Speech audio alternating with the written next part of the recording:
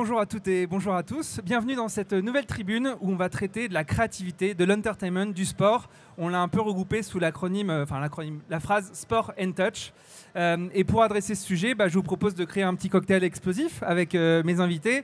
Et chacun de mes invités un peu un ingrédient de ce cocktail explosif. Je vais vous les présenter. La spécialiste des solutions immersives du fan engagement avec Barbara, qui est VP Marketing chez Vogo Sport. Le producteur et diffuseur d'événements sportifs avec Floxel, qui est Side Sponsorship Hospitality Event Director chez Warner Bros, un grand nom de l'entertainment. L'athlète entrepreneur et narrateur, storyteller, avec Morgan Charrier, qui est combattant MMA et qui est CEO de G-Invest. Et enfin, le créatif, le storyteller, je vous ai un peu donné des noms comme ça, complètement arbitraires, avec Olivier Henry, qui est directeur de création chez Publicis. Donc ça s'annonce très bien. Et donc, comment on fait converger les industries créatives et culturelles avec le sport? Parce que, j'ai envie de te dire, Olivier, le sport, il a changé. On s'est dit, petite dédicace à Kylian Mbappé quand il disait que le foot il a changé, le sport au global il a changé, et je me demande si finalement pour que le sport change et qu'il embrasse le 21e siècle, il ne faudrait pas confier les clubs, les ligues, les fédés à des créatifs. Qu'est-ce que tu en penses, toi? Bonjour tout le monde. 1000 fois d'accord. Pourquoi je dis ça? C'est parce qu'en fait, il y a un certain manque de créativité dans la communication sportive, dans le marketing sportif. En gros, faites l'exercice, tous. Ce week-end, vous ouvrez l'équipe et vous regardez les communications sportives. Tous ensemble, tous derrière, ensemble, construisons. Mais ça n'intéresse personne.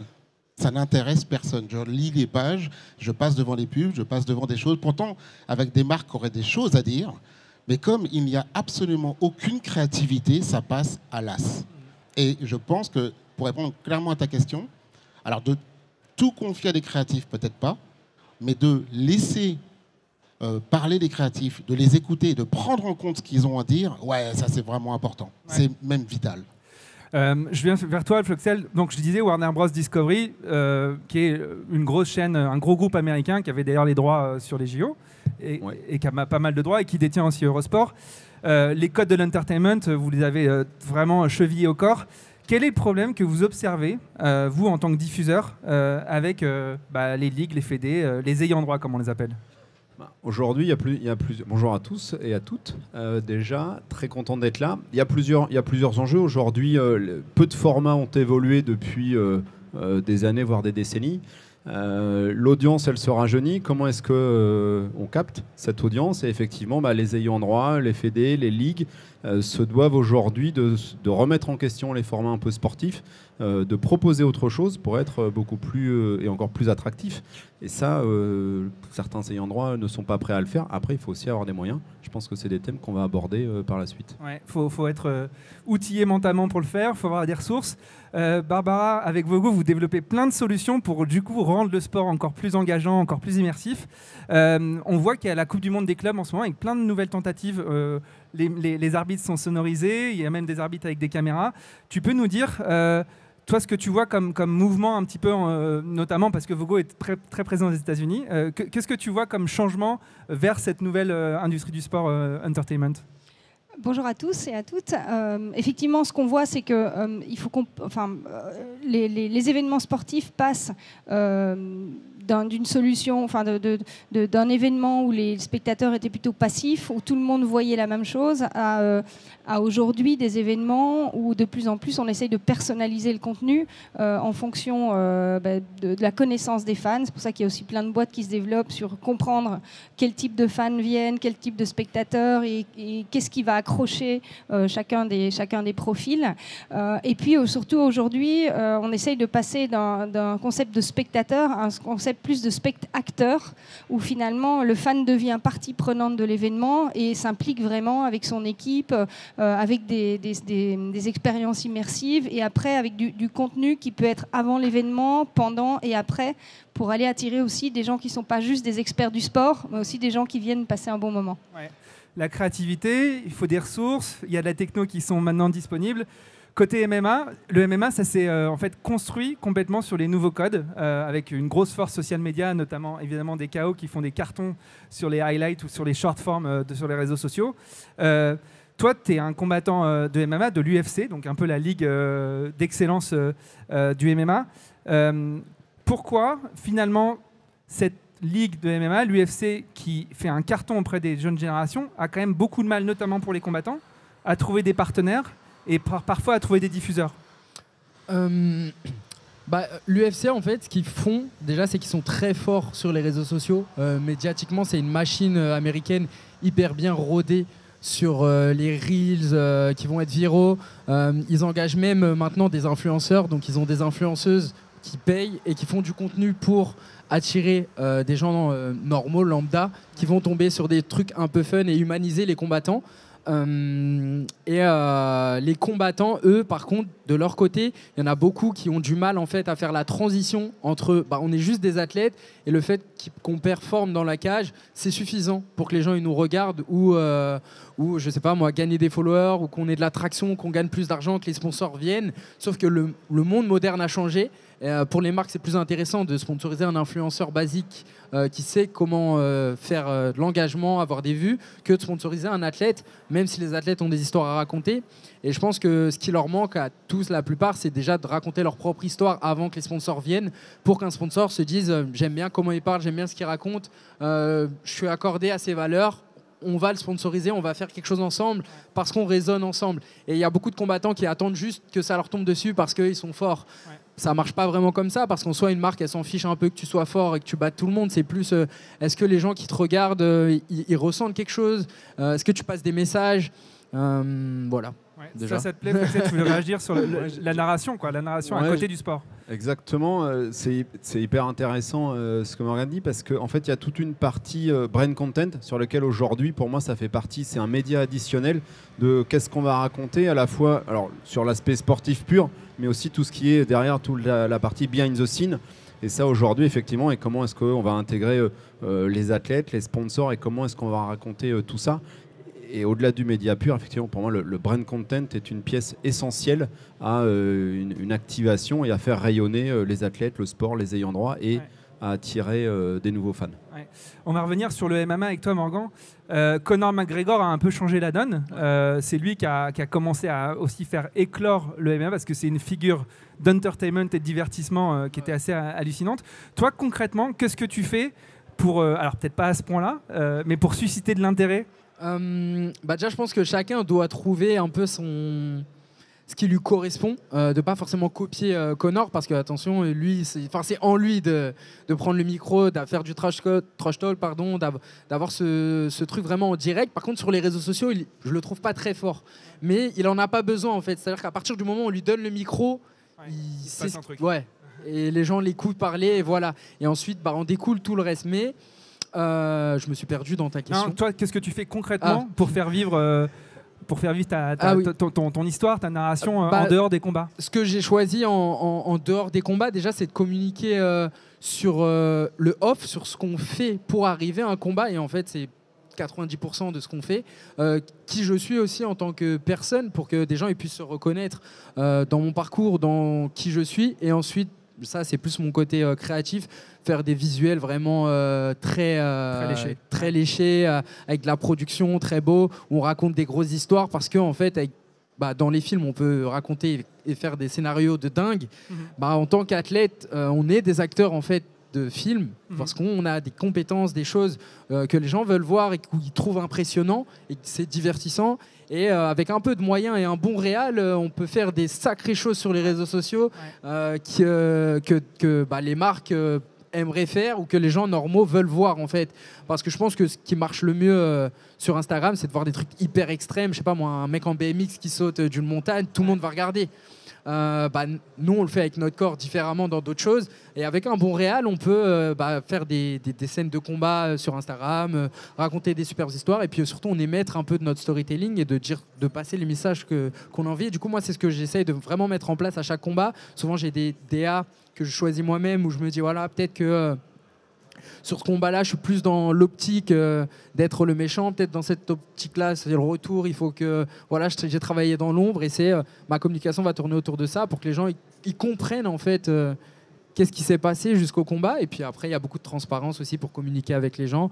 Parce que en fait, c'est notre propre média, nous, sur les réseaux sociaux, où on peut communiquer ouvertement avec les gens et pas forcément, si leur donner envie de regarder nos combats, mais pas forcément que pour la performance, mais plus pour en fait tout le tour de voilà. J'aime bien cette personne, j'aime bien le voir essayer de se dépasser, de faire ci. Bon, on ne sait pas s'il va gagner, mais voilà, il se donne à fond, je l'aime bien. Et puis on s'est attaché à lui. C'est ça, on s'attache à lui. À autre chose que. Il y avait un mouvement qui a été lancé par LeBron James quelques années, qui était Be More Than an Athlete. Voilà. Donc ça partait sur l'investissement, donc faire comprendre aux athlètes qu'ils pouvaient investir avec leur argent, mais aussi créer une marque sur eux-mêmes. Olivier, toi, tu parles d'athlètes sous-exploités. Tu dis parfois que les athlètes, c'est potentiellement des personnages d'histoire, il faut les construire un peu comme ça. Est-ce que tu peux détailler et développer ça ? Carrément, parce que prenons un cas concret. Il y a quelques mois, avant les JO, Florent Manodou avait dit qu'on n'est pas une nation de sport. J'adhère à 150% à ça, dans le sens où on ne raconte pas nos athlètes. Morgan, ici présent, communique énormément sur ses propres réseaux sociaux. Est-ce qu'il est vraiment connu des gens là, etc. Non, pas vraiment.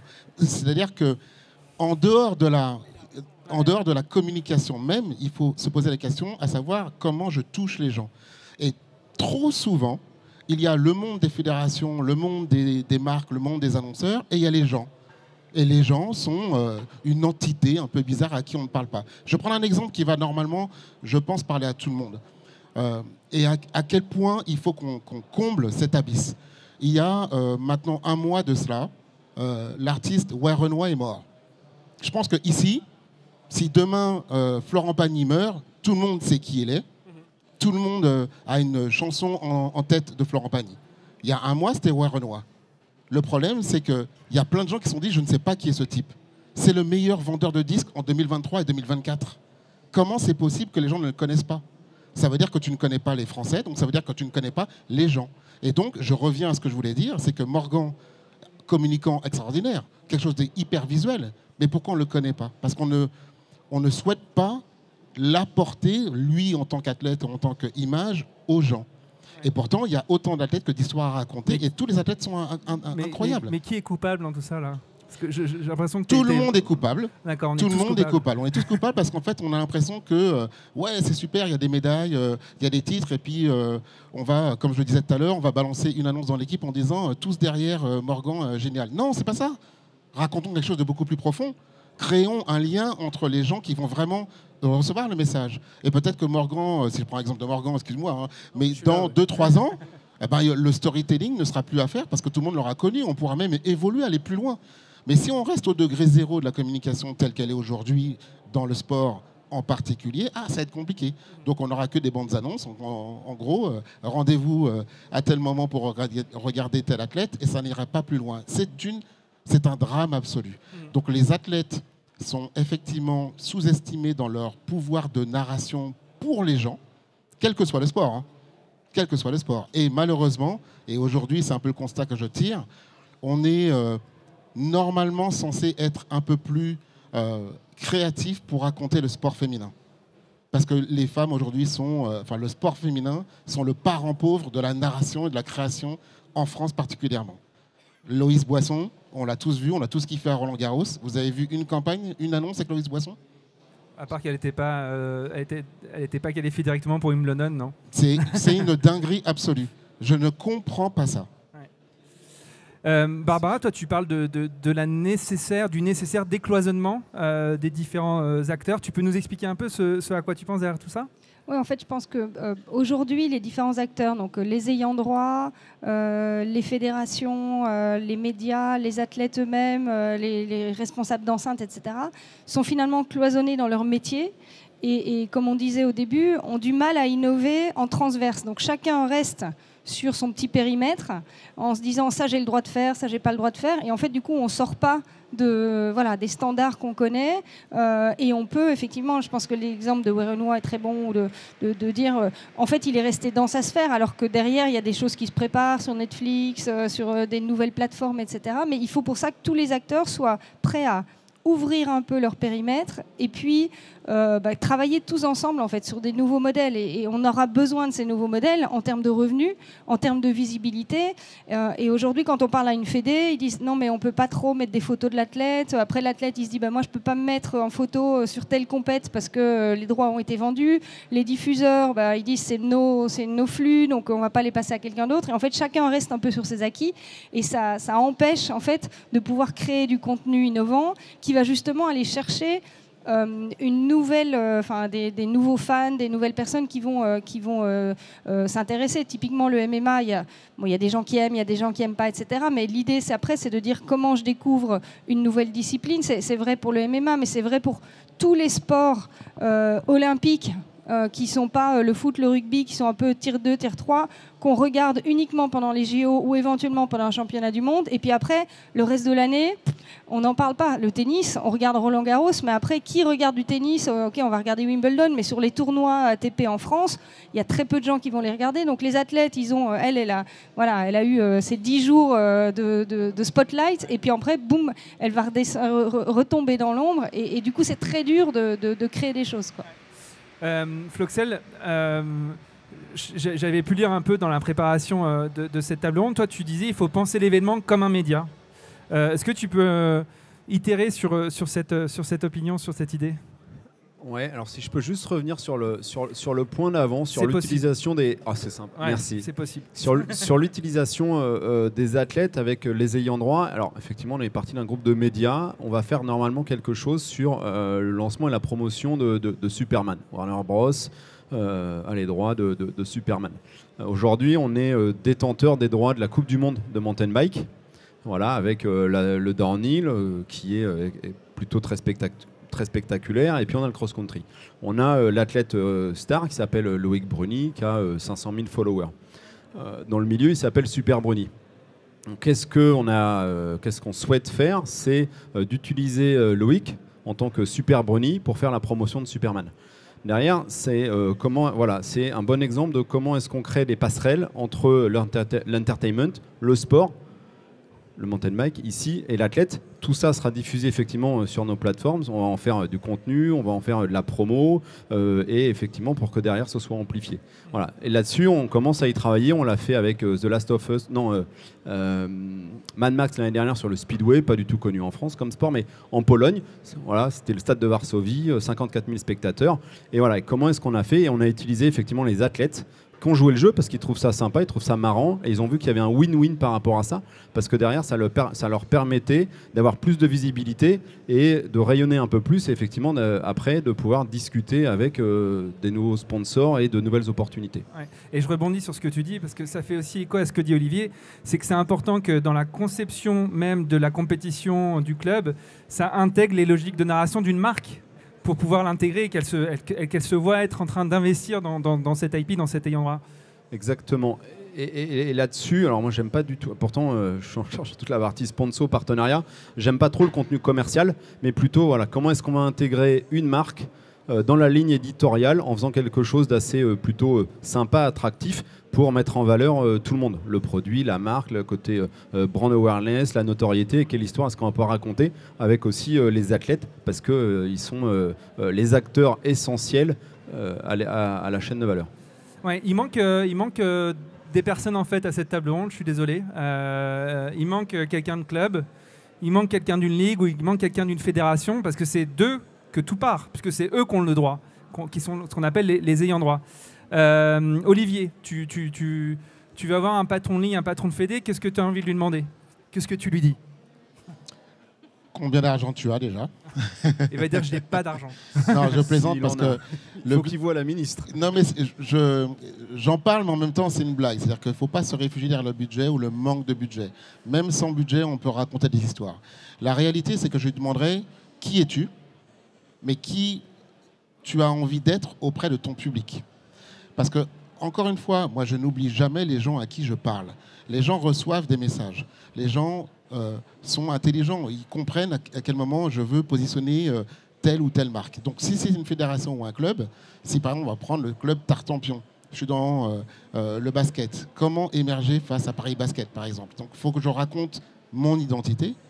L'identité, elle peut être sous plusieurs formes. Hein. C'est pas forcément un contenu vidéo, ça peut être aussi ne serait-ce qu'un logo raconte déjà beaucoup de choses. Donc qui je suis, qu'est-ce que je raconte et à qui je m'adresse. Parce que si je veux m'adresser à tout le monde, je parle à personne.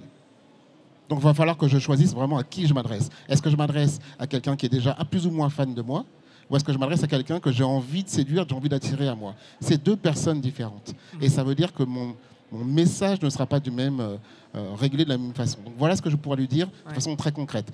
Parle-moi de toi, dis-moi qui tu es. Et après, laisse-nous agir. Peut-être qu'on va trouver une façon de te décrire que tu n'auras pas pensé, pas imaginé. Mais ça, c'est la magie de la création. Floxel, je reviens vers toi.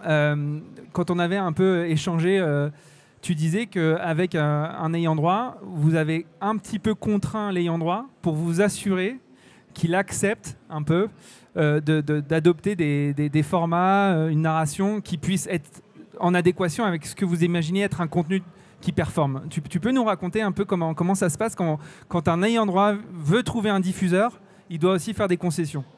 Oui, exactement. Je pense qu'aujourd'hui, si on prend certains formats sportifs, je pense qu'ils sont probablement trop longs, en tout cas pour l'audience, pour les générations. Je pense que ça zappe, ça scrolle extrêmement vite. Donc c'est comment est-ce qu'on les capte. Aujourd'hui, on essaye de voir avec les ayants droit comment est-ce qu'effectivement on peut créer soit des nouveaux formats. Aujourd'hui, pourquoi est-ce qu'on est parti sur le trail? Je peux prendre l'exemple du trail. L'UTMB, on n'est pas du tout concurrent. C'est très long. La diagonale des fous à suivre, sincèrement c'est super, mais la fin de la course est dans le noir avec un petit lampion. D'un point de vue télé, ça marche pas, clairement. En revanche, du coup, nous on est parti sur du trail, sur une distance plus courte, qui va être un format d'1h30, 2 heures, mais avec un format un peu fleur.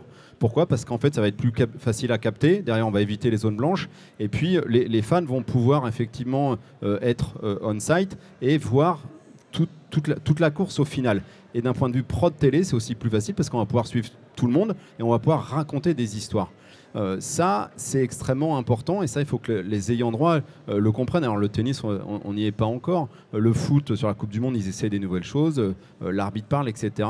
Dans la voiture, sur tout ce qui est voiture, comment est-ce qu'on va capter ce que disent les pilotes. Voilà, toute cette partie narration, elle est extrêmement importante. Il faut qu'on ait accès un peu au behind the scene. Il faut qu'on ait accès au live et il ne faut pas que ça reste cloisonné, parce que si on propose rien, derrière on va pas capter les fans, on va pas capter les audiences. Donc oui, on les contraint, oui et non, et puis après surtout on peut les contraindre un peu, c'est sur les horaires de diff, parce que derrière faut pas être en frontal avec certains assets qui sont d'une puissance phénoménale. Ouais. Morgan, toi tu veux aller jusqu'où dans le side stories, dans l'histoire d'à côté que tu racontes? Tu te vois aller faire une série télé, tu te vois faire comme Cyril Gann, acteur, enfin, ça peut aller jusqu'où? Tu as peut-être zéro limite. Hein. J'ai pas de limite, hein. C'est le budget la limite. Non, j'ai en tête, j'aimerais bien faire des productions, si j'avais les moyens, à 100 000 euros. Juste pour faire kiffer mon public en fait sur Instagram. J'ai aucun souci à mettre beaucoup de moyens pour passer le message que j'ai envie et à atteindre le niveau d'exigence que j'ai visuellement. Mais non, dans ce que j'aimerais faire après, ça c'est même de l'après-carrière. Donc oui, ça peut être de l'acting, ça peut être... Je me suis pas posé dessus, mais non, je me mets aucune limite en fait. C'est ça qui est bien dans l'ère actuelle, en tout cas je trouve, c'est qu'on peut vraiment... établir quelque chose, parler d'une histoire, se raconter, et puis après, en fait, toutes les possibilités sont ouvertes. Hein. Mais en t'écoutant, je me dis que vous athlètes, et toi en particulier, vous êtes comme une agence. Parce qu'en fait, vous pourriez aller voir un partenaire, dire j'ai cette idée de concept, cette idée de film, et je vais positionner comme l'a fait, comment il s'appelle celui qui a fait l'ascension de l'Everest, qui a placé Inoxtag, qui a placé un maximum d'annonceurs sur ce truc, mais il est venu au départ avec un brief, avec un ancrage créatif, et puis il a réussi à les choper. On va dire que par rapport à ça, effectivement, vas-y. Ce qu'il faut absolument, c'est de savoir qu'est-ce qu'on raconte. Donc un peu de stratégie. Donc c'est vrai que les agences de pub, ont encore un petit peu d'avance sur les athlètes par rapport à ça. Mais en revanche, c'est vrai qu'une fois qu'est-ce qu'on raconte et comment on le raconte, quel type de contenu on produit, peut-être que c'est intéressant de laisser 100% le pouvoir à l'athlète de raconter sa propre histoire. Mais toujours est-il qu'il faut un tout petit peu avoir de stratégie, de concept derrière, plutôt en amont, pour être sûr de ne pas faire une communication de plus qui ne servira à personne. Ouais.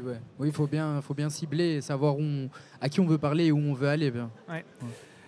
Barbara, Vogo est très proche d'une boîte qui s'appelle ABO, qui fait des infrastructures sportives et vous intégrez vos technologies dans ABO. Est-ce que tu pourrais nous dire comment finalement ces providers d'infrastructures, même les acteurs dont tu dis qu'ils sont un peu cloisonnés aujourd'hui, commencent à intégrer des solutions comme les vôtres et en fait les intègrent même dans la narration globale? Tu peux nous expliquer un peu les grands cas d'usage? Alors, il y a plusieurs cas d'usage. Effectivement, dans les enceintes sportives, il y a deux grandes utilisations. C'est pendant des événements, des compétitions, et puis pendant la partie entraînement. Et effectivement, l'idée aujourd'hui, c'est d'avoir finalement des enceintes de plus en plus connectées et intelligentes pour donner justement la possibilité de créer du contenu, de partager, je pense, ce côté finalement backstage ou coulisses. En fait, les gens aujourd'hui, ils ont envie de pouvoir s'identifier et surtout de comprendre aussi. Donc, où est-ce que c'est utilisé dans l'arbitrage? Il y a de plus en plus d'outils pour partager une pédagogie sur les règles et puis les décisions. C'est pour ça qu'il y a de la VAR. De plus en plus, on partage sur des grands écrans ou sur des applis l'écran de l'arbitre vidéo pour comprendre sa décision. Il y a de plus en plus de sports qui mettent en place du public announcement. Donc c'est l'arbitre qui peut ouvrir son micro dans le stade ou à la télé et qui va permettre d'expliquer pourquoi il y a faute, pourquoi il n'y a pas faute. Et donc ça va aider les gens à comprendre, ce qui s'est passé et puis à mieux comprendre aussi le sport, puisque si on attire des gens qui ne sont pas des fans, il faut quand même arriver à les impliquer. Ça, c'est la partie arbitrage.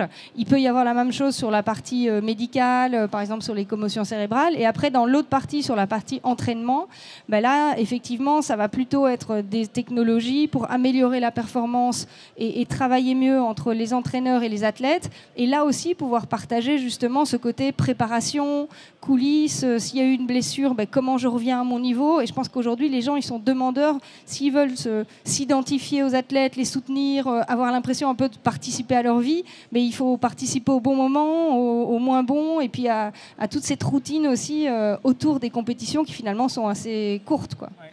Là, je suis assez content parce qu'on comprend bien la liaison qu'il peut y avoir entre vous tous. Le créatif, mais qui doit s'assurer de savoir quelles sont les conditions de captation. Le média, qui doit s'assurer de savoir qu'il va avoir de l'audience au moment où il va diffuser. Et puis évidemment, l'athlète qui doit être d'accord pour ouvrir un petit peu sa face d'ombre, sa face cachée. Mais même pour revenir sur ça, je pense que la plupart des athlètes, il faut qu'ils aient une compréhension globale en fait, de leur écosystème, de où ils évoluent, pour eux maximiser toutes leurs possibilités financières, visuelles, de visibilité. Il faut qu'ils aient l'enveloppe globale, la vision globale en fait, de tout le truc. Super. Tu voulais rajouter? Ouais. Si je peux, Barbara, elle a dit quelque chose d'ultra intéressant. Je pense que le mot là-dessus, c'est expert. En fait, avec tout le contenu, tout ce dont elle parle, finalement, on donne beaucoup d'informations au public, aux gens, et finalement, on les intéresse et ils deviennent un petit peu experts. Et en fait, ça, c'est extrêmement important parce que finalement, si on devient un peu expert, on va vouloir continuer à suivre. Barbara me posait la question, c'est quoi la diff entre vous sur le Tour de France, entre France Télé et Eurosport? Nous, on a des experts. On va un peu dans les voitures, mais on voit les teams. Et derrière, quand on a des studios, les plateaux avec les rois de la pédale, on a des experts qui parlent. Alors, ils amènent du fun, voilà, mais on apporte un peu d'expertise aux gens. Et ça, finalement, on voit que ça marche. Ouais. On arrive sur la fin. J'ai ma petite question de la baguette magique. Olivier, tu as une baguette magique et tu changes le sport là comme tu veux. Tu t'en fais ce que tu veux. Ça serait quoi les 2-3 choses que tu changerais? Dans un sport? Ouais, dans un sport ou tu fais faire un stage en agence créa au patron de Fédé, c'est quoi ton truc? Non, je pense que très honnêtement, j'insisterai sur mettre en relation les décideurs et ceux qui sont censés recevoir le message. Parce que je vous garantis, j'ai l'air de radoter un peu comme un vieux, mais vous seriez surpris de voir à quel point les gens qui sont censés décider sont totalement coupés des gens qui sont censés vraiment, j'ai envie de dire, acheter ce produit ou cette marque. C'est un peu le défaut qu'on a avec nos politiques, sans faire de politique. Les mecs sont là-haut, mais c'est un peu vrai aussi dans les organes de décision dans le sport, dans les fédérations, dans les clubs, etc. Peut-être qu'il faudrait un tout petit peu, les gars, descends, va voir les gens, va boire un coup avec eux, prends le métro, écoute. Va voir ton client. Exactement. Ouais. Très souvent, et moi en agence, j'ai souvent le réflexe de le dire tu vois, aux gens dans l'agence, mon client, en fait, c'est pas mon client. Mon client, c'est le client de mon client. Parce que c'est pas le board là, qui va acheter ton produit ou ton service, c'est ton client. Donc voilà un petit peu ce que je ferais d'un coup de baguette magique. Barbara, qu'est-ce que tu fais avec ta baguette magique, toi? Alors moi, avec ma baguette magique, je mettrais tout le monde autour d'une table et je sortirais effectivement du cadre en se disant, au lieu de rester chacun sur ses positions, repartons d'une feuille blanche et réfléchissons comment on peut venir faire des tentatives. Et je pense qu'aujourd'hui, dans le sport, il y a des événements majeurs et puis des petits événements. Les petits événements, il n'y a pas de sous, donc tout le monde rame. Et en fait, ce qu'il faudrait arriver à faire sur les événements majeurs, c'est se dire, dans ces événements majeurs où il y a quand même du budget, on se garde une petite poche créative pour faire des innovations, pour faire des tests, pour aller chercher des clients qui ne sont pas ceux qu'on a l'habitude, des audiences qu'on n'a pas eu l'habitude. Et normalement, on peut trouver les moyens de le faire. Et bon, si ça rate, ça ne va pas faire rater l'événement global. Mais par contre, si ça réussit, ça montre aussi qu'on peut innover et on n'est pas obligé de rester dans ce qu'on fait depuis 20 ans, quoi. Morgan, ta baguette magique, tu demandes quoi à Dana White? Ah, Dana White, carrément. Non, rien du tout. Il ne faut rien lui demander à lui, non? Non. Bah non, c'est très. C'est le patron de l'UFC, ouais. Dana White. Non, moi, c'est plus un message en vrai qui revient avec ce qu'Olivier disait. Quand on travaille avec des marques ou en tout cas des institutions, en tant qu'athlète ou même, j'ai envie de dire plus loin, créatif, on nous force à poster des choses ou à aller dans un truc avec un brief très strict, très cloisonné, où la créativité elle est hyper compliquée et en général le message qu'ils veulent passer n'est pas adapté à la fin aux gens qui nous suivent et c'est nous qui communiquons. Et la plupart des marques elles arrivent et elles disent nous on veut que tu fasses ça sur ton truc. Mais tu vois mais moi c'est pas comme ça que je parle aux gens qui me suivent, c'est pas ce qu'ils veulent entendre parce qu'on les connaît en fait, parce que mine de rien on est en lien quoi. En direct, ouais. Et si ma baguette magique ce serait pour en fait si on veut faire une campagne il faut que tout le monde parle sur une table et donne ses idées, voilà à qui on veut parler, comment on veut le faire, comment toi tu mettrais cette idée en place. Ouais. Floxel, je te laisse le mot de la conclusion avec ta baguette magique. Je pense la place du sport en France, si on parle à l'échelle nationale, aujourd'hui la place du sport elle est minime, alors que je crois que c'est plus de 450 000 emplois. Le budget il a été réduit après les Jeux Olympiques. Moi je trouve ça sidérant. Donc ouais, je pense que je suis d'accord, je rejoins Olivier, il faut que le top redescende un peu sur le terrain, voir la vraie vie, les valeurs du sport, je pense que c'est essentiel. Et après c'est comment, Barbara dit, comment est-ce qu'on arrive à mettre tout le monde autour de la table, à ce que tout le monde puisse se connecter, effectivement, aux fédérations d'être un peu plus innovants, au club aussi, comment est-ce qu'on intègre l'innovation, la technologie et toute l'histoire qu'on va pouvoir raconter, comment est-ce qu'on va embarquer les fans, capter une nouvelle audience et on a besoin effectivement des sponsors pour que tout cet écosystème travaille et comment est-ce que derrière eux ont des retombées. Super, j'espère que ça vous a plu. Bon, merci à vous, merci beaucoup.